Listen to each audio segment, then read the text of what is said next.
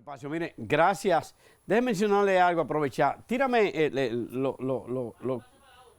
lo que dijo Dani al mediodía. Yo estaba mirando el programa de El Meridiano y Dani mandó este saludo. Yo le voy a decir por qué. Tíramelo. Nuestros saludos al colega Salvador Sánchez, del staff de periodistas de opinión que trabajan para EN Televisión y para 14 TV, que está en sintonía a través de la plataforma de YouTube en este momento. Bueno, miren ustedes, el gobierno del presidente Abinader ha hecho el anuncio en el día de ayer de que a partir del próximo lunes quedamos libres de toque de queda. Es lo que han titulado los diarios, es lo que la prensa destaca y es lo que parece que luce simpático.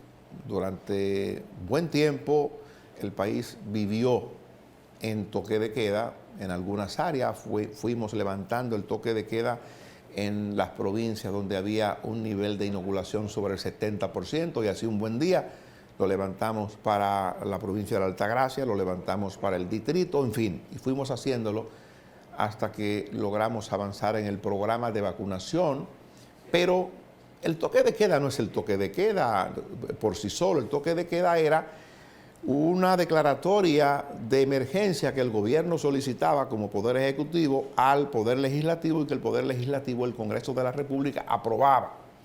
Un estado de excepción se llama, y el estado de excepción es la declaratoria de un periodo específico en el que al Poder Ejecutivo le dan algún tipo de licencia para tomar decisiones sin la necesidad de que esto tenga que ver con el Congreso, porque ya previamente el Congreso le dio la autorización.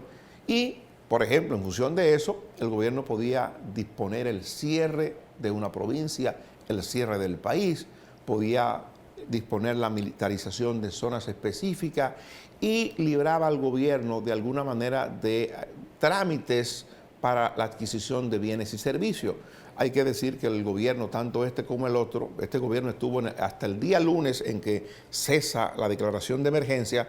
Este gobierno nació, el gobierno del actual presidente Luis Abinader nació bajo estado de emergencia y va a estar bajo estado de emergencia hasta el próximo lunes.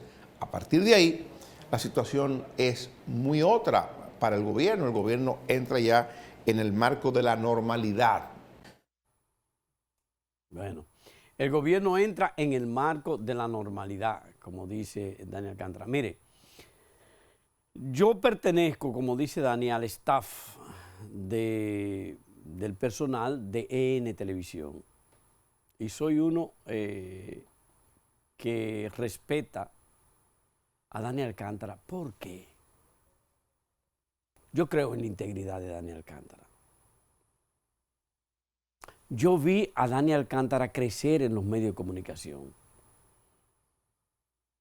Uno de los méritos que tiene Dani Alcántara es el valor de su palabra. Los que no lo conocen pueden hablar lo que quieran de Dani Alcántara. Dani Alcántara aprecia su palabra.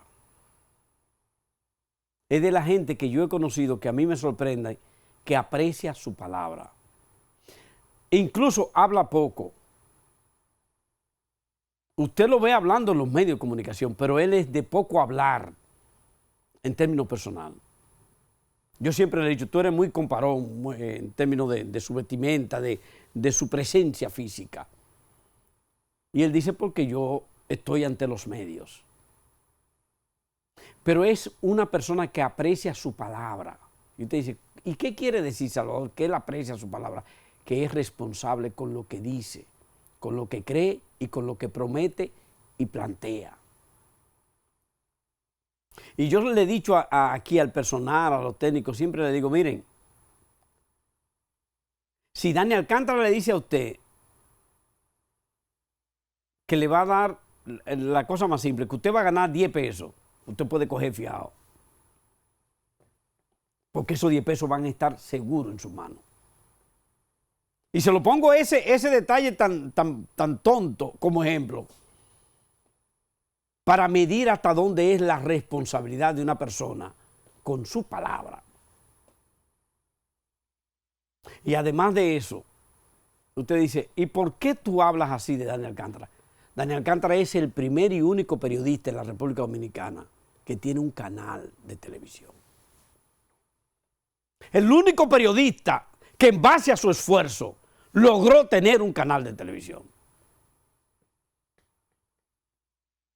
Y lo que lo conocemos sabe lo que le ha costado a él mantenerse levantándose a las 4 de la mañana para estar todos los días sin descanso ante una cámara de televisión en uno de los canales de televisión de más rating. Y él apostó lo que juntó a tener un canal de televisión. Y muchos periodistas hemos podido tal vez atrevernos a invertir y muchas veces no hemos querido invertir ni entregar ni meternos en el lío de un préstamo para un canal o para una emisora. Yo me metí en un lío de un préstamo para mi casa, para comprar un apartamento, un préstamo. Y yo pude haberlo hecho, en vez de hacer para tener mi casa, pude haberlo hecho para tener una emisora, por ejemplo, AM. Y usted dice, ¿por qué tú lo dices, Salvador? Sí, porque yo he tenido en la mano la oportunidad de comprar una AM por 5 o 6 millones de pesos con un préstamo. Y yo no me he atrevido pensando en que pudiera no generar lo suficiente para mantenerla después. Y yo veo ese valor en Dani Alcántara también. Que lo que consiguió, lo que atesoró y ahorró durante muchos años con un trabajo tesonero, arduo. Porque es muy fácil ustedes levantarse un día a las 4 de la mañana, pero es muy complicado y duro levantarse durante más de 10 años a las 4 de la mañana, todos los días del mundo, para hacer opinión, para estar fresquecito haciendo opinión. Y parte del valor y de lo que le ha permitido a Dani atesorar 3 pesos es el valor que tiene su palabra. Si Dani le dice que le preste 1 peso, hay gente que lo busca donde sea porque sabe lo responsable que es Dani Alcántara.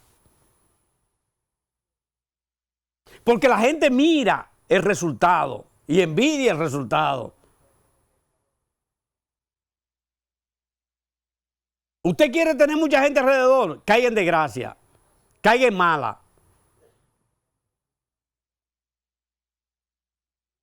Porque aquí del muerto hablamos bien, del vivo no. Y del que tiene éxito menos.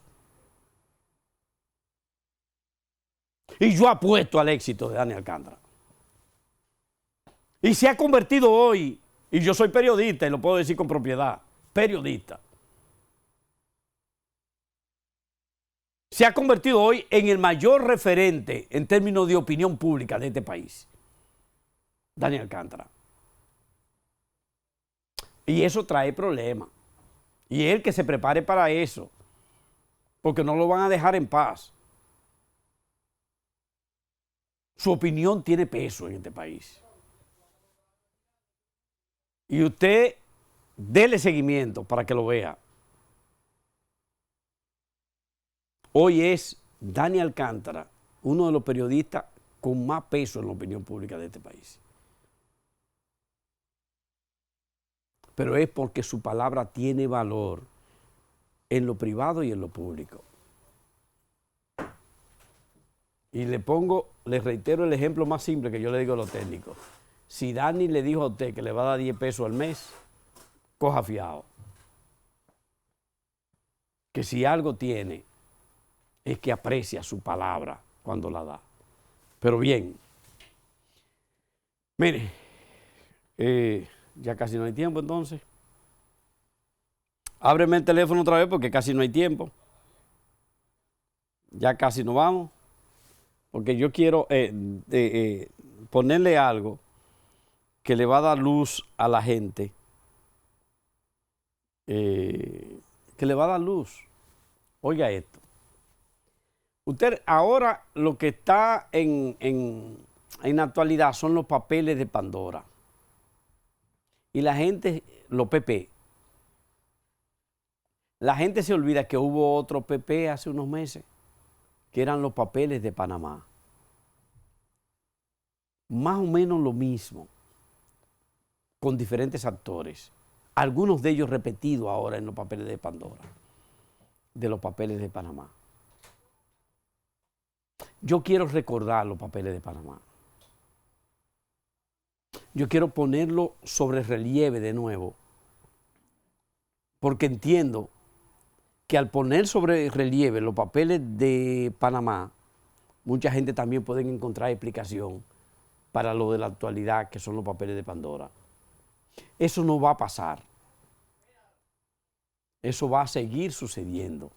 Y yo con esta explicación de la historia de los papeles de Panamá, le llamo la atención a ustedes sobre la actualidad de los papeles de Pandora. Buen feliz resto del día. Nos vemos mañana. 5 días después de la difusión de los papeles de Panamá, el primer ministro del Reino Unido, David Cameron, ha admitido que tuvo participación en un fondo de inversión de su padre. El presidente argentino Mauricio Macri también aparece implicado en el asunto de las compañías offshore. Sin embargo, el foco parece estar sobre otras figuras que los medios han vinculado al escándalo.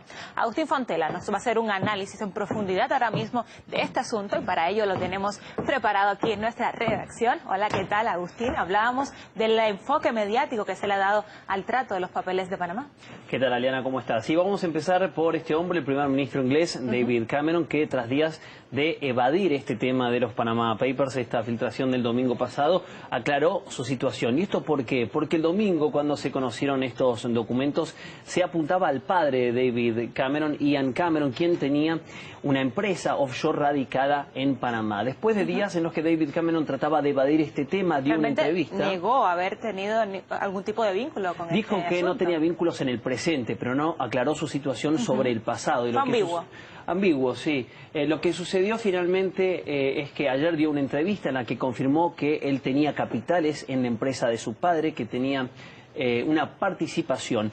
Pero antes, su vocero había dicho que era un asunto privado, que era un asunto privado de la familia, ¿no? Una respuesta, si vos decías ambigua, esta por lo menos es esquiva. Ahora David Cameron lo dijo en una cita muy clara, tenía participación en esta empresa offshore, dijo que vendió sus capitales en el año 2010. ¿Y por qué? Porque dijo que podía significar una colisión de agendas, de intereses entre su eventual cargo de primer ministro del Reino Unido y ser una persona que tenía participación en una empresa, es decir, en el mundo privado de los negocios. El eterno conflicto de intereses entre el poder político y el mundo empresarial. Totalmente. Ahora, esto abre por lo menos dos preguntas. Una pregunta es, ¿qué hacía David Cameron con la participación en esta empresa offshore antes del 2010, cuando era un parlamentario británico? No existía en todo caso colisión de intereses cuando era parlamentario y cuando tenía estas acciones antes del 2010. Esa es la primera pregunta. La segunda es, ¿qué ejemplo le da el primer ministro David Cameron junto a su familia a aquellos ciudadanos ingleses que tienen una empresa radicada en el Reino Unido y que sí pagan impuestos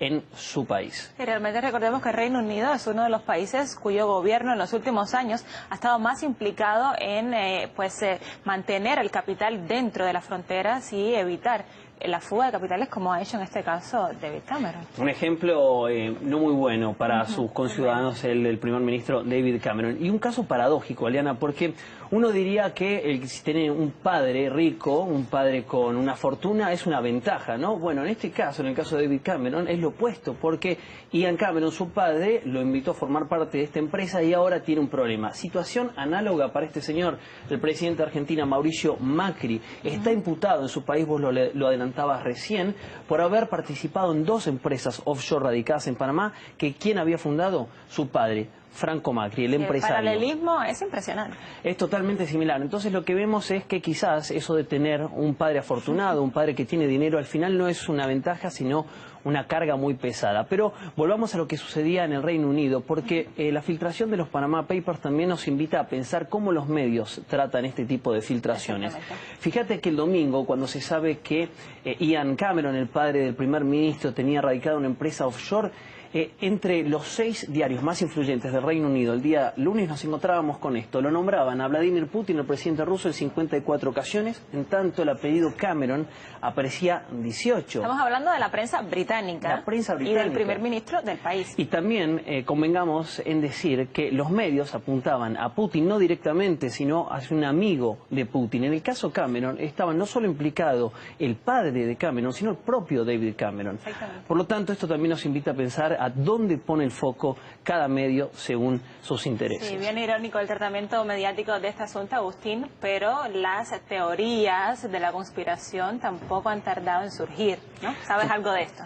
Sí, y acá lo tenemos. Tiene que ver con este tweet y esta institución. Brookings ha publicado una nota cuyo autor señala a los servicios secretos rusos como los que habrían orquestado los Panama Papers para apuntar a los líderes occidentales y tratar de vincularlos o bien a casos de evasión de impuestos o a corrupción. Teorías conspirativas que nunca faltan. Vemos que se revierte ahora la situación, vemos una cara oculta que hasta el momento no habíamos visto, Agustín. Bien interesante todo lo que va surgiendo, toda la información que va surgiendo en torno a los papeles de Panamá, aunque muchas, como sucede en muchos casos, no suele ser cierta. Yo te invito ahora a ti y a nuestra audiencia a analizar este tema que, como decimos, es bastante polémico, con nuestro analista Alberto Ravilota, periodista internacional, a quien acá ya lo tenemos. ¿Qué tal, señor Ravilota? Muchas gracias por estar con nosotros. Vemos que las teorías en torno a esta filtración de información sobre sociedades opacas continúa. Ahora se apunta a Vladimir Putin como causante de este escándalo. ¿Qué respuesta, qué explicación nos puede dar al respecto? Bueno, en primer lugar, yo pienso que fue una fuga legítima, que ahora se le atribuye a los servicios secretos rusos y a Vladimir Putin. Forma parte del escenario, como el primer globo fue de vincular al presidente Putin con un celista ruso. Es decir, son globos que fabrica la prensa, que fabrican los servicios de inteligencia de Estados Unidos y otros países. En la realidad, probablemente, yo lo pienso, fue una fuga legítima de alguien que quiso dar a conocer el papel de esa oficina en Panamá.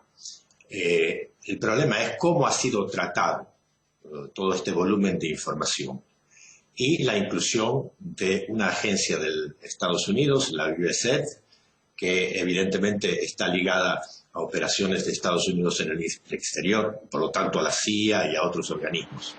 Y al financista Soros, vinculado también con otro organismo para la interpretación de algunos datos de estos papeles. Entonces, todo está en cómo se ha manipulado esto.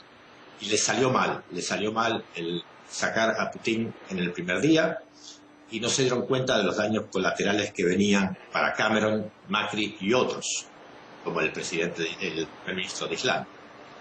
En fin, todo esto es un poco caótico. Muestra una falta de profesionalismo, porque además, yo lo pienso como periodista que ha participado en investigaciones de este tipo, es evidente que tanto tiempo investigando estos documentos, tantas llamadas por teléfono y todo eso, no puede pasar desapercibido a los servicios de inteligencia de Alemania, que es donde se sitúa el diario principal, Alberto, y de Estados Unidos. Justamente usted nombraba recién tanto al presidente de Argentina, Mauricio Macri, como al primer ministro inglés, David Cameron. Y ya vemos que empiezan a suceder hechos importantes. En el caso de Mauricio Macri está imputado en la justicia de su país y se le abre una investigación ahora. ¿Cómo cree que se puede desarrollar esto, no solo en términos judiciales, sino también en términos políticos en Argentina? Todo esto va a tener implicaciones judiciales y políticas en Argentina.